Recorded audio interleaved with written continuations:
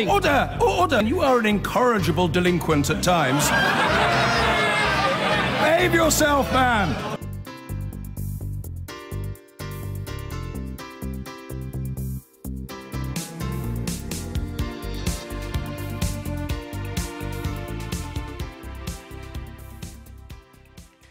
As many as 9 million of us in this country always or often feel lonely, according to a report published last month by the Jo Cox Commission. Amongst the elderly, as many as 1 in 10 say they've not had regular contact or conversation with a friend or relative in more than a month. And it is not just the old, with 4 in 10 of 17 to 25-year-olds also saying they feel lonely. Following the death of the MP Jo Cox, who campaigned on the issue, the Prime Minister promised to tackle loneliness. Today, she announced that the Minister for Civil Society, Tracy Crouch, has been asked to produce a strategy to tackle what has become a reality of modern life for many people. Earlier, I spoke to the Minister and began by asking her what she thought she could achieve. Well, first thing to say is that I feel very proud and actually rather humbled to be taking on the work of Jo Cox and becoming the lead minister for loneliness across government. We're going to be producing a strategy to make sure that we can tackle loneliness going forward, but actually I'm not into the business of just producing a document and leaving it to languish on a shelf. This is about actually creating a challenge to government, to business, to charity organisations to tackle this issue over a whole generation. How much money is the government committing to tackling loneliness? Well, we haven't populated that figure at the moment, and we've done that on purpose because the Commission themselves have asked to help co-design the innovation fund that we're going to be putting together. It will be multi-millions of pounds. I know you're new in the job, but I mean, can you just give me an example of how you might tackle one form of loneliness? Well, one of the things to say is actually the Commission themselves recommended that we set up a metric, some form of measurement, and that's one of the early things that we'll be doing.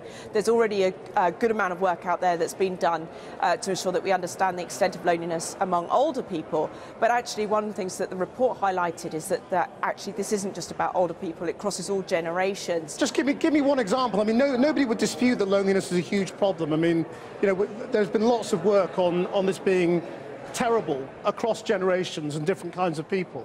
But I mean, again, is there just one thing that you can throw out there as this is something the government could do? Well, actually, it's very difficult to say that there's one thing because loneliness is quite a subjective emotion. Yeah. And so that is actually, in many respects, one of the greatest challenges to this piece of work.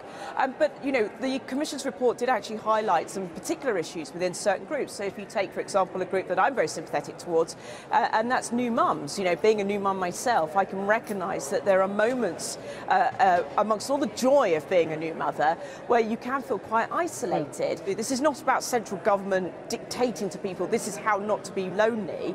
It's about setting a framework and a structure in place to ensure that there are lots of things out there for people because, as I said before, there isn't one single problem, therefore there's not one single solution. Yeah. How will we be able to tell whether you're doing your job? Well, I hope that this is not something that's just going to happen overnight. Well, in fact, I can tell you it's not something that's going to happen overnight. You know, we've got a series of recommendations that are going to be that we're going to pick up. Those recommendations are from the Jo Cox Commission, and this is just the first part of that. So you will see over the course of the next year, at the very least, you know, work to begin on that.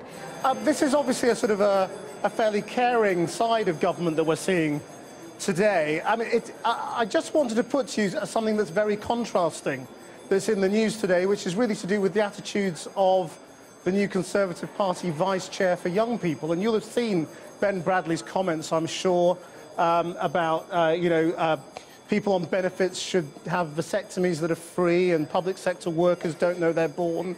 What would you say about those comments and those attitudes that have been revealed? Well, the first thing I say is Ben has apologised for those comments that he made before he was a Member of Parliament, but I would also say that they're rather unique within the Conservative Party. It's not a view that is shared by myself or the Prime Minister or other members of the Conservative Party. He has apologised, and I think we need to recognise, and this is something that Jo Cox herself, you know, is that actually we need to show a lot more respect to people. That's not something that is just focused at the Conservative Party, but across the whole of politics. Tracy Crouch, I know you've got to go and vote. Thank you very much indeed. Thank you. Thanks. It is true that quite a lot of people choose to live by themselves, but many who end up in that position face terrible isolation and loneliness. A lot of people view it as really one of the issues of our age, to the extent that the government has now appointed a new minister to help combat the problem. What's been called an unseen epidemic of loneliness affects more than 9 million people, and its toll on our health costs the British economy £32 billion a year. Well, getting a new minister to tackle the issue was a goal of the foundation set up in the name of murdered MP Jo Cox. Among other things, the Jo Cox Foundation wants the minister to plan inclusive housing developments where all ages can come together and socialise. It's also calling for improved transport, broadband and Wi-Fi networks to connect people in remote areas. Tonight we have one woman's story. Janet is 71. She says if she didn't do her own shopping, she might not see anyone for months. I can go for days, at least, a few days without speaking to anybody. The phone never goes, so you don't even speak to somebody on the phone. You know that if you didn't make the effort to just go out for an hour, food shopping or something, you could go for months, I think, without actually speaking to anybody. And even then, when you are speaking to somebody, it's just the checkout girl.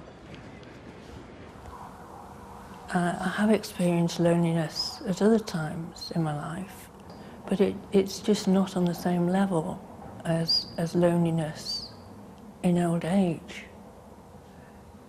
When you know the prospect is you're going to be lonely for good, really.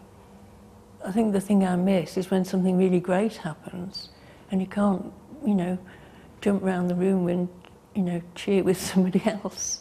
You're just on your own and you think, oh, who can I tell about this, The later years of my life, I was working round the clock and didn't really have the time to socialise. It wasn't until I was no longer in the workplace and was at home a lot more that you realise how much you are on your own now, and it's quite a lonely feeling. I do quite a lot of drawing now. I have lots of interests. I think there's this misconception that older people don't have much to do and just sit around and watch televisions, but I have quite a lot. I have one little friend. She's a volunteer through Age UK who calls me every week. They have something called Call-In Time, and she's fantastic. And I just...